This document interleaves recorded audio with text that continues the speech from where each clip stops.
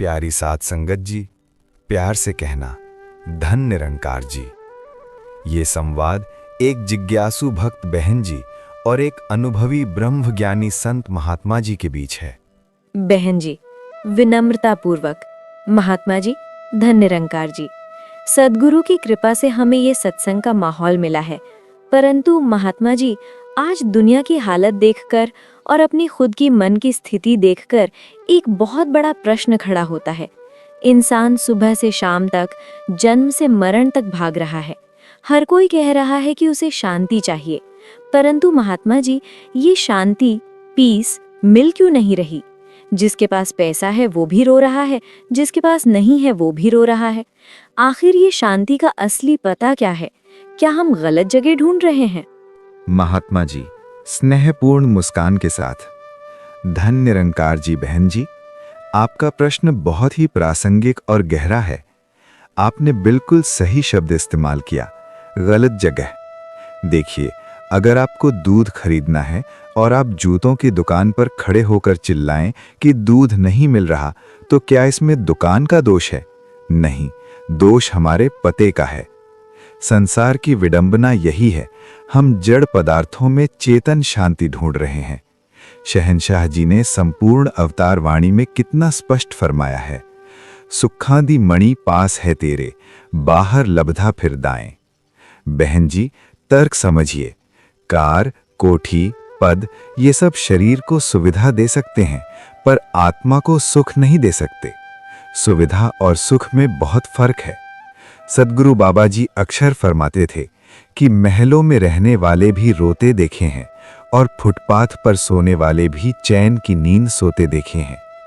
शास्त्र कहते हैं कि सांसारिक भोग शुरू में तो शहद जैसे लगते हैं, पर अंत में विष बन जाते हैं, क्योंकि हर सांसारिक सुख के पीछे डर छुपा है, छिन जाने का डर। और जहां डर है, वहां शांति कैसे हो सकती है? सच्ची शांति तो केवल इस निरंकार के मिलाप में है, जो कभी बदलता नहीं, कभी छिनता नहीं। महात्मा जी, ये बात तो समझ आती है कि सुख भीतर है, पर हम गृहस्थी वाले लोग हैं। हमें संतों ने शांति के 3 मार्ग बताए, ज्ञान, त्याग और सिमरन। अब त्याग शब्द सुनकर डर लगता है।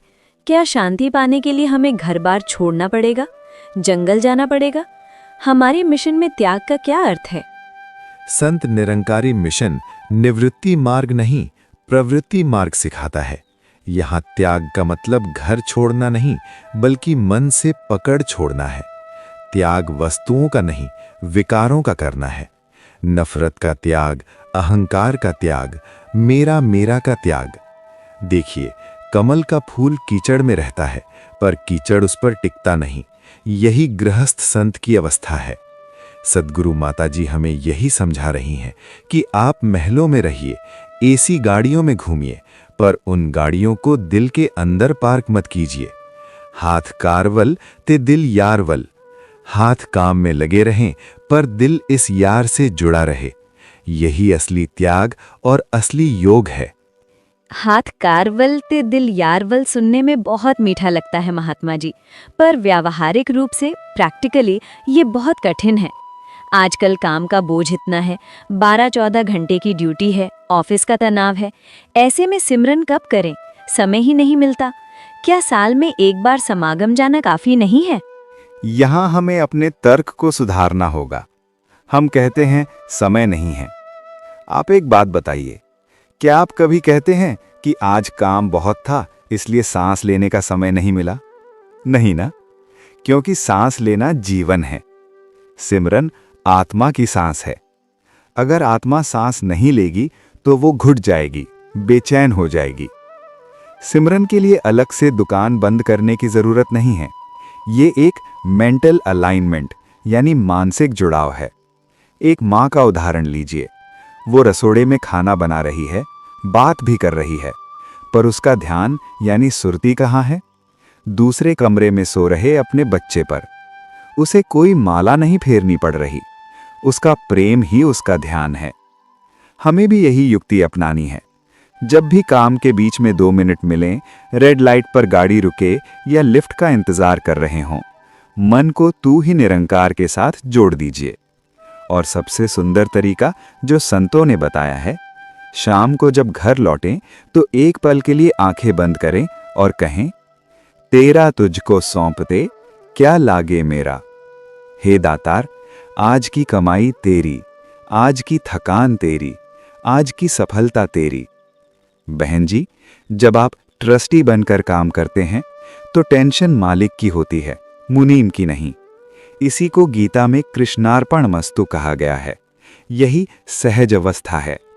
वाह महात्मा जी, ये मुनीम बनकर काम करो, मालिक बनकर नहीं, इससे तो सच में मन का बोझ उतर गया। पर महात्मा जी, एक बहुत गहरा तात्विक प्रश्न, मेटाफिजिकल क्वेश्चन मेरे मन में है। हम कहते हैं कि ये शरीर अलग है और आत्मा अलग है। शरीर, मन, बुद्धि, ये सब प्रकृति या माया के हिस्से हैं। आत्मा तो त्रिगुणातीत है, वो पवित्र है। तो फिर मेरा प्रश्न ये है कि अगर पाप मन करता है, लालच इंद्रियां करती हैं, तो उसकी सजा आत्मा को क्यों भोगनी पड़ती है? 84 लाख योनियों में आत्मा क्यों भटकती है? गलती सेना करे और सजा राजा को मिले, ये कैसा न्याय है? बहुत ही अद्भुत और तार्किक प्रश्न है बहन जी। इसे ध्यान से समझिएगा। आपने सही कहा, आत्मा राजा है और इंद्रिया मन उसकी सेना है। परंतु राजा का कर्तव्य क्या है? अपनी सेना पर नियंत्रण रखना। अगर एक राजा अपनी गद्दी पर सो जाए या अपनी सेना के हाथ की कठपुतली बन जाए और उसकी सेना पड़ोसी राज्य में लूटपाट मचा दे, तो जब पड़ोसी राजा हमला करेगा तो वो सिपाहियों को तो मारेगा ही, पर बंदी किसे बनाएगा? राजा को, क्योंकि जिम्मेदारी राजा की थी। आत्मा चेतन है, मन जड़ है। जब आत्मा अपने स्वरूप को भूलकर मन और इंद्रियों के अधीन हो जाती है तो वो उनके कर्मों में भागीदार बन जाती है। निरंकार ने गीता में स्पष्ट कहा है, मय्येव मन आधत्स्व मयि बुद्धिम निवेशय। तू अपने मन और बुद्धि को मुझ में लगा। लेकिन हम क्या करते हैं? हम मन को संसार में लगा देते हैं। सद्गुरु बाबा हरदेव सिंह जी महाराज समझाते थे कि हमें मनमुख नहीं, गुरमुख बनना है। मनमुख वो है जहां मन राजा को चला रहा है। गुरमुख वो है जहां आत्मा यानी राजा सद्गुरु के ज्ञान रूपी अंकुश से मन को चला रही है। इसलिए सजा आत्मा को मिल रही है, क्योंकि उसने अपनी सत्ता, अपनी पावर मन को सौंप दी है। जिस दिन ब्रह्म ज्ञान के द्वारा आत्मा जाग जाती है, उस दिन मन उसका सेवक बन जाता है। फिर मन वही करता है जो आत्मा परमात्मा चाहती है। यानी गलती हमारी ही है कि हमने लगाम मन के हाथ में दे दी है। महात्मा जी, आपने अभी मन की बात की। आजकल डिप्रेशन, नकारात्मक विचार बहुत बढ़ गए हैं। हम ना चाहते हुए भी गलत सोच बैठते हैं। मन मैला हो गया है। जैसे शरीर को साबुन से धोते हैं, वैसे इस मन की धुलाई कैसे करें? इसे पवित्र कैसे रखें? बहन जी, मन की गंदगी का कारण है कुसंगत। बाहर की धूल तो दिखती है, पर विचारों की धूल नहीं दिखती। इस मन को धोने के लिए सत्संग का पानी और सिमरन का साबुन चाहिए। जब हम सत्संग में आते हैं तो यहाँ क्या होता है? यहाँ संतों के वचन हमारे विचारों को फिल्टर करते हैं। हम जिसे पवित्र नदियों में स्नान कहते हैं, संतों की नज़र में वो ज्ञान की गंगा में स्नान है। तर्क ये है, गार्बेज इन, गार्बेज आउट। कूड़ा अंदर डालोगे तो कूड़ा ही बाहर आएगा। अगर हम दिन भर निंदा सुनेंगे, हिंसा देखेंगे, तो मन में शांति कैसे रहेगी? इसलिए सद्गुरु कहते हैं, सिमरन इज द सैनिटाइजर। जब आप सिमरन करते हैं तो आप मन को सैनिटाइज कर रहे होते हैं। पवित्र मन से ही पवित्र विचार पैदा होते हैं। और याद रखिए, पवित्रता ही शांति की जननी है। अगर मन में किसी के प्रति नफरत है तो आप दुनिया के सबसे महंगे गद्दे पर सोकर भी शांत नहीं रह सकते। और अगर मन में प्रेम है, सबका भला है, तो कांटों पर भी नींद आ जाएगी। यही कारण है कि हमें रोज सत्संग और सिमरन की डोज लेनी पड़ती है, ताकि दुनियावी मैल जमे नहीं। महात्मा जी, आज आपने बहुत बड़ी गुत्थी सुलझा दी। 1. सुख सुविधाओं में नहीं, निरंकार में है। 2. सिमरन समय निकालकर नहीं, हर काम के बीच में सांसों की तरह करना है। और 3. आत्मा को जागना होगा ताकि मन और इंद्रियां गलत रास्ते पर ना ले जाएं। पर महात्मा जी, अभी भी एक डर बाकी है, कर्मों का लेखा जोखा। हम सुनते हैं कि किस्मत में जो लिखा है वही होगा, होई है सोई जो राम रची राखा। तो क्या हम बस हाथ पर हाथ रखकर बैठ जाएं? क्या हमारे कर्मों का, हमारी मेहनत का कोई मोल नहीं? और क्या सद्गुरु की कृपा हमारी बुरी किस्मत को बदल सकती है? तो महात्मा जी, मेरा सीधा प्रश्न ये है, अगर सब कुछ पहले से लिखा है तो फिर हम सत्संग में आकर अरदास क्यों करते हैं? हमारे हाथ पैर मारने का, मेहनत करने का क्या फायदा? क्या हम बस कठपुतलियां हैं? ये प्रश्न हजारों साल से इंसान को परेशान कर रहा है, पर संत निरंकारी मिशन इसका बहुत ही सुंदर और तार्किक यानी लॉजिकल उत्तर देता है। देखिए, ये चौपाई हुई है सोई, ये तब के लिए है जब आप अपना 100% प्रयास कर लें और फिर भी परिणाम न मिले, तब संतोष रखने के लिए है। ये चौपाई आलसी बनकर बैठने के लिए नहीं है। अगर सब कुछ पहले से लिखा होता तो भगवान कृष्ण अर्जुन को गीता का ज्ञान क्यों देते? वो सीधा कहते, अर्जुन, युद्ध का नतीजा तो लिखा हुआ है, तू सो जा। पर उन्होंने कहा, युद्धस्व यानी युद्ध कर। तर्क समझिए, जानवर भोग योनि में है, वो केवल पिछला कर्म भोग रहे हैं, नया कर्म नहीं बना सकते। शेर ये नहीं सोच सकता कि आज व्रत रख लूं, लेकिन मनुष्य कर्म योनि में है।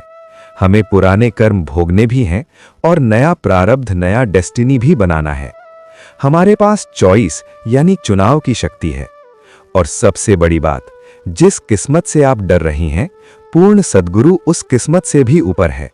शहंशाह जी ने संपूर्ण अवतार वाणी में स्पष्ट फरमाया है, लेख मथे दे धो दिंदाए, पूर्ण सद्गुरु मिलिया होवे। यानी अगर पूर्ण सद्गुरु मिल जाए तो वो माथे के उल्टे लेखों को भी धो देता है। कैसे? पुरुषार्थ से। अगर आपकी किस्मत में आग में जलना लिखा है तो सद्गुरु उस आग को नहीं मिटाएगा, पर वो आपको फायर प्रूफ सूट यानी ज्ञान और सिमरन का कवच दे देगा। आप आग से गुजरेंगे पर जलेंगे नहीं। तो निष्कर्ष ये है, कर्म की रेखाएं अटल हैं, पर सद्गुरु की कृपा प्रबल है। सद्गुरु हमें फायर प्रूफ सूट देते हैं। ये उदाहरण बहुत ही सटीक है महात्मा जी। मतलब मेहनत और भक्ति दोनों जरूरी हैं। पर महात्मा जी, लोग कहते हैं कि अजी छोड़ो, ये तो कलयुग है, घोर कलयुग। यहाँ तो धर्म कर्म नहीं चलता, यहाँ तो बेईमानी चलती है। क्या सच में इस युग में भगवान को पाना मुश्किल है? क्या हम गलत समय में पैदा हो गए हैं? नहीं बहन जी, संतों की दृष्टि में ये कलयुग नहीं, कर ले युग है। आध्यात्मिक बाजार के हिसाब से देखिए तो ये डिस्काउंट पीरियड चल रहा है। सतयुग, त्रेता, द्वापर में हजारों साल तपस्या करनी पड़ती थी, तब जाकर प्रभु खुश होते थे। पर कलयुग के लिए गोस्वामी तुलसीदास जी ने रामचरितमानस में गारंटी दी है, कलयुग समयुग आन नहीं जो नर करे विश्वास, गाय राम गुणगन विमल भव बिन तरही प्रयास। कलयुग के समान कोई युग नहीं है। यहां तो बस विश्वास करके गुण गाने मात्र से भवसागर पार हो जाता है। यहां इन्वेस्टमेंट कम है और रिटर्न ज्यादा है। बस शर्त एक है, विश्वास। आज सद्गुरु ने हमें वो दिव्य दृष्टि दी है कि हम घर बैठे गृहस्थ में रहकर बिना जंगल गए उस परमात्मा को पा सकते हैं। तो ये हमारा सौभाग्य है, दुर्भाग्य नहीं। वाह, कम मेहनत ज्यादा फल, ये तो बहुत फायदे का सौदा है। महात्मा जी, अब एक नाजुक प्रश्न। हम कहते हैं ईश्वर एक है, पर समाज में बहुत झगड़े हैं। कोई कहता है मेरा राम बड़ा, कोई कहता है मेरा अल्लाह बड़ा, कोई कहता है शिव ही सब कुछ है। एक निरंकारी भक्त के तौर पर हमें इन देवी देवताओं को कैसे देखना चाहिए? क्या हम शिव जी या कृष्ण जी को नहीं मानते? बहुत ही महत्वपूर्ण प्रश्न है बहन जी। निरंकारी मिशन एक को मानता है, पर सत्कार सबका करता है। हम जानते हैं कि तत्व एक ही है, बस नाम और रूप अलग है। जैसे बिजली एक ही है, चाहे उससे हीटर चलाओ या एसी चलाओ, शक्ति एक ही काम कर रही है। गोस्वामी तुलसीदास जी ने भगवान राम के मुख से एक बहुत कड़ी चेतावनी दिलवाई है उन लोगों के लिए जो भेद करते हैं। जो शिव द्रोही मम दास कहावा, सो नर मोही सपने नहीं भावा।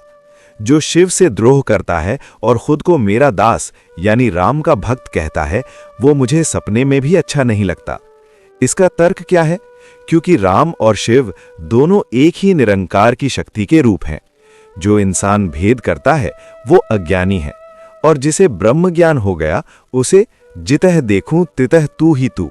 उसे मस्जिद में भी वही नूर दिखता है, मंदिर में भी वही और गुरुद्वारे में भी वही।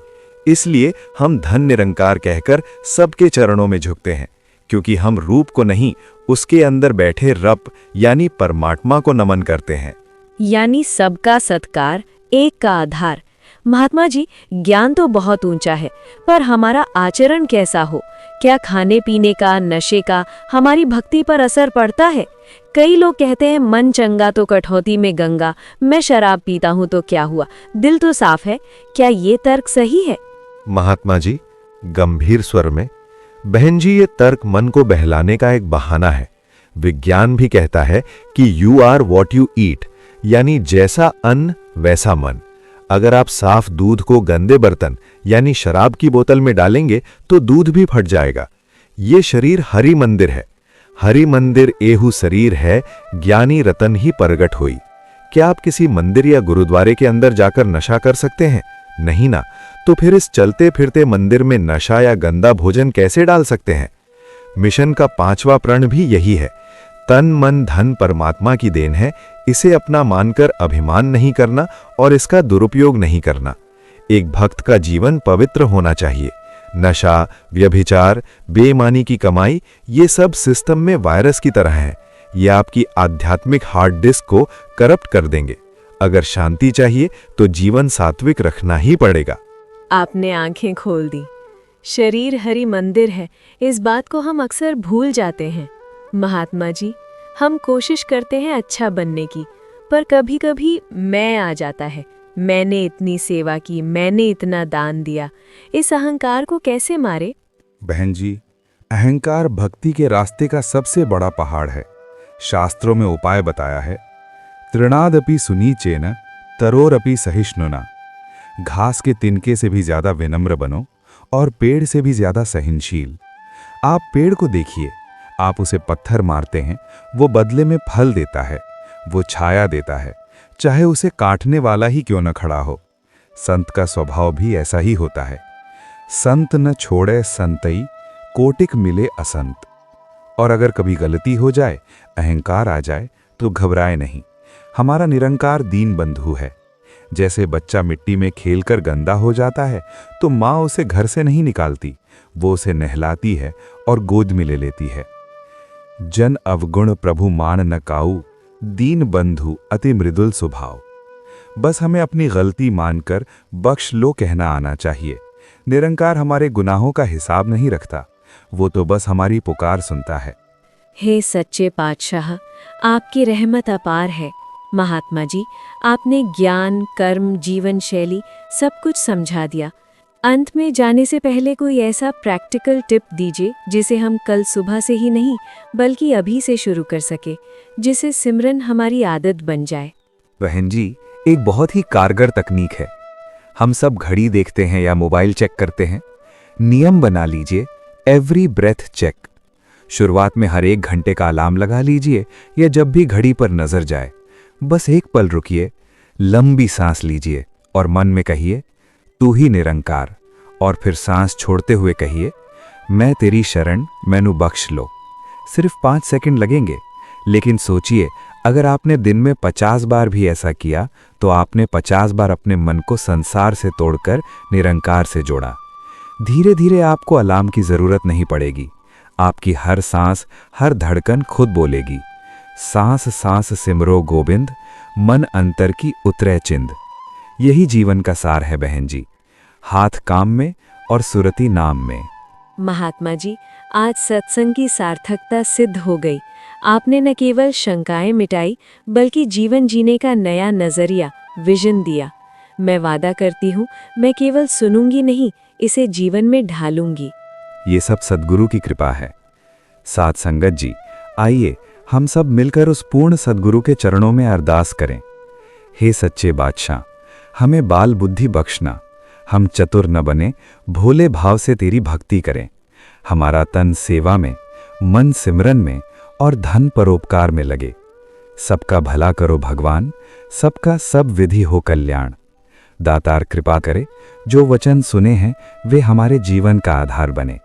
कोई भूल चूक हो गई हो तो दास को अनजान समझकर बख्श लेना। प्यार से कहना, धन्य निरंकार जी।